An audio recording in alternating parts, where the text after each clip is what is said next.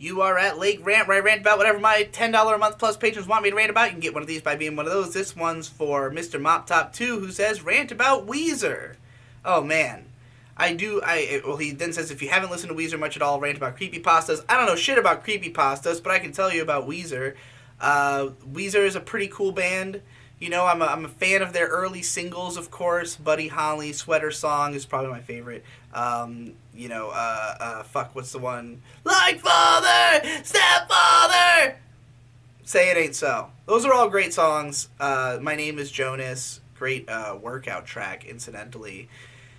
But I've never completely loved that whole first album. Maybe I haven't listened to it enough times, but there's a few tracks here and there that I've just found, like, it didn't stand out to me in the same way as the bigger tracks did.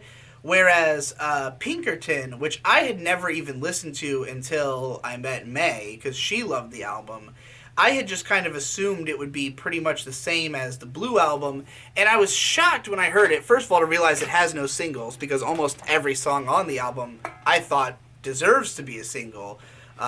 But there's just so many great, memorable, interesting songs on that album, from Tired of Sex to Pink Triangle to fucking El Scorcho. Like, all just super fun, memorable songs with great hooks, great lyrics, great self-introspection, sort of patheticness. There's a great video by, is it Trash Theory, I think, who did a video about Pinkerton, just going into, why it is the way it is, if you want more explanation. But, yeah, I really like that album. I like the personality presented on it. I don't know if Weezer has ever had another album that has been consistently good all the way through. I don't think I've listened to any of their other albums to completion, honestly. So, like, there's a lot more I could learn. But they have lots of, good little singles. You got Island in the Sun. You've got fucking, Hash Pipe. I'm not a big fan of Beverly Hills, personally. And, I mean, they're a band that's had plenty of just stupid and terrible songs alongside good ones. Every album's totally different, which I think is always commendable. I think the fact that they've managed to have consistent hits for fucking 25 years is certainly, like, a fucking feat in and of itself, Like, they're still putting out songs that are getting constant radio play. End of the Game, which I think is a pretty decent song. I don't change the channel when it comes on. I do when their Africa cover comes on. I can't stand that because it's just the same exact fucking song as the original, but not even as good.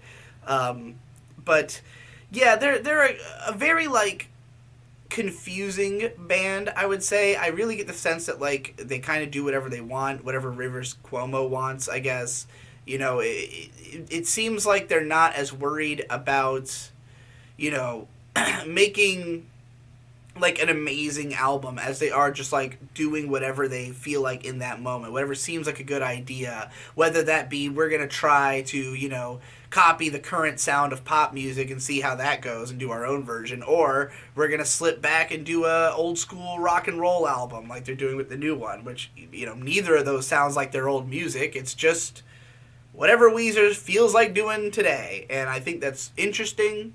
I definitely think they've written no shortage of amazing songs. I think they're great at conveying an epic sound in a short amount of time. They know how to make really huge sounding riffs and chord progressions, and transitions. Their transitions between different parts of songs are some of the best parts. They're big risers and stuff like that.